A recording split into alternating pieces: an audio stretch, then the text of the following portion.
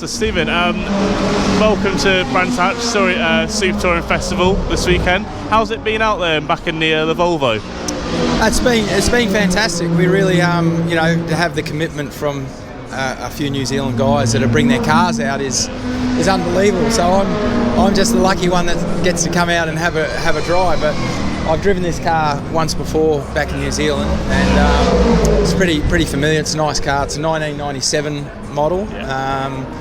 And then I suppose the good part about that for me is it was then sent to Australia for 1998, and my father Jim drove the car. So that's quite special. Yeah. And as you mentioned, in the late 90s, as your father Jim and many others driving that in the Australian Championship. What do you think made it such a big thing, Super Touring, not just in the UK but in Australia and in other parts of the world? What was it that made it such a massive part of the motorsport world in the 90s?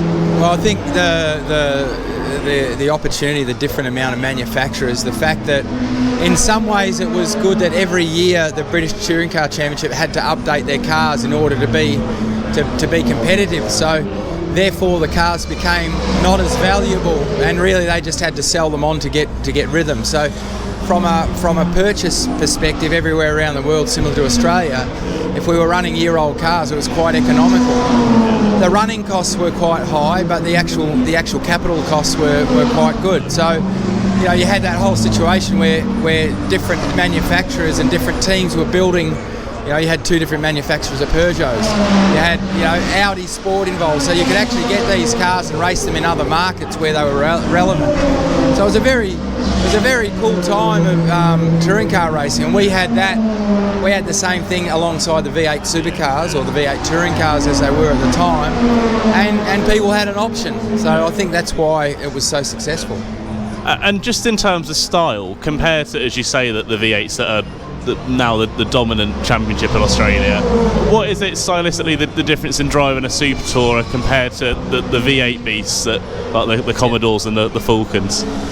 There's some obvious differences. The weight is the first one. A V8 supercar with a driver in it and fuel is upwards of about 1,500 kilos. These cars were 975 kilos. The regulations allowed them to be close to the ground.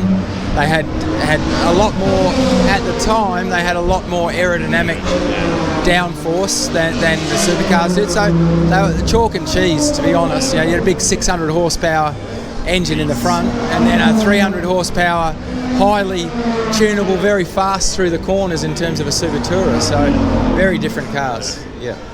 Thanks very much for your time, Stephen, and good luck in the last race of the weekend as well. Yeah, thanks a lot. Having a ball. Thanks.